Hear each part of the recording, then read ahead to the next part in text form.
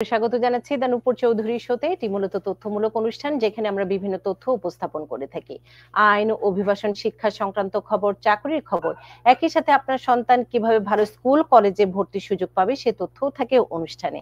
থাকে রাজনীতির বিশ্লেষণও, এবং সবচেয়ে আলোচিত যে ঘটনা প্রবাহ গুলো ঘটে থাকে সেটি নিউ ইয়র্কের হতে পারে, আমেরিকার হতে পারে, গোটা বিশ্বের হতে পারে, বাংলাদেশের খবর, সেটিরই থাকে এই অনুষ্ঠানে বিশ্লেষণ। আজকে আমরা এমন একটি বিষয় নিয়ে আলোচনা করব যেটি খুবই স্পর্শকাতর।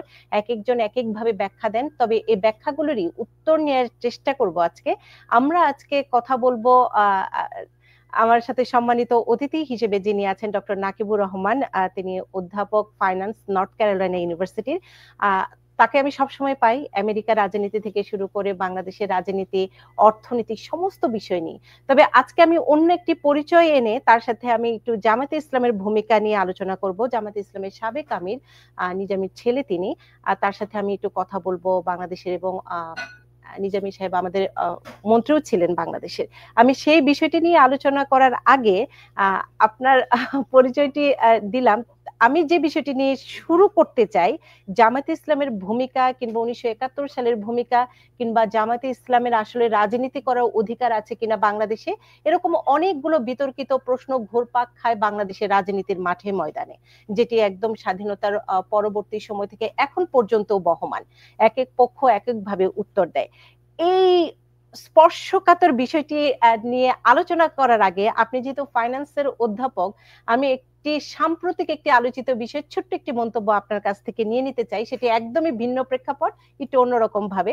সেটি হচ্ছে গোল্ডের দাম কেন বাড়ে কমে, মাঝখানে এত বেড়ে গিয়েছিল। জি, অনেক ধন্যবাদ নূপুর আপা। একটু হালকা মেজাজের একটি বিশ্লেষণ দিয়ে আমি শুরু করি, তারপরে আমি বাংলাদেশের রাজনীতিতে যাব। আপনার মাধ্যমে আপনার দর্শকদের শুভেচ্ছা জানিয়ে শুরু করছি। আমি দুঃখিত, আপনি মনে হয় গত সপ্তাহে আমাকে যোগাযোগ করার চেষ্টা করেছিলেন, আমি একটু ব্যস্ত থাকার কারণে যোগাযোগ করতে পারিনি। আমি দুঃখ প্রকাশ করে শুরু করছি। সো খুবই ইন্টারেস্টিং প্রশ্ন নিয়ে শুরু করেছেন। এটি মূলত আমার গত সপ্তাহের বিষয়বস্তু ছিল, গোল্ডের দাম কেন বাড়ে কমে। বিষয়টা হলো যে যদি খুব সাধারণ মানুষের যাতে এটা বোঝার উপায় হয়, এজন্য যদি আমি এটা এইভাবে প্লেস করি যে কোনো সময় যখন একটা দুনিয়াতে আনসার্টেন একটা অবস্থা তৈরি হয়, ধরেন আমরা ইউএস ডলারের নর্মালি কি হয় যে আমরা যখন সেভ করি, টাকাটা সেভ করি, আমরা আমাদের সঞ্চয়টা সেভ করি একটা কারেন্সিতে, কিন্তু যখন একটা অনিশ্চিত অবস্থা শুরু হয় তখন এই কারেন্সির মূল্যটা সঠিক মূল্য থাকবে কিনা এই ধরনের একটা আনসার্টেনিটি তৈরি হয়।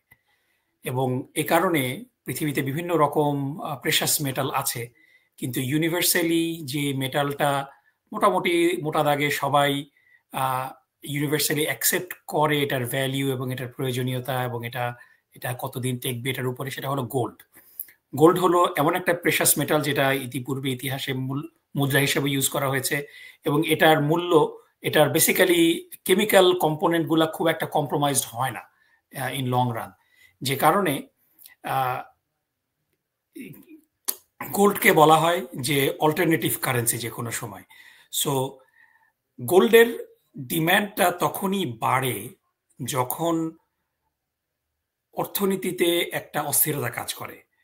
ফর এক্সাম্পল, যখন কোনো একটা দেশে যুদ্ধ বিগ্রহ হয় তখন আপনি দেখবেন যে মানুষজন খুব ওরিড থাকে যে এই কারেন্সিতে তারা সঞ্চয় করে রাখছে সেই কারেন্সিটা ইভেন এক্সিস্ট করবে কিনা।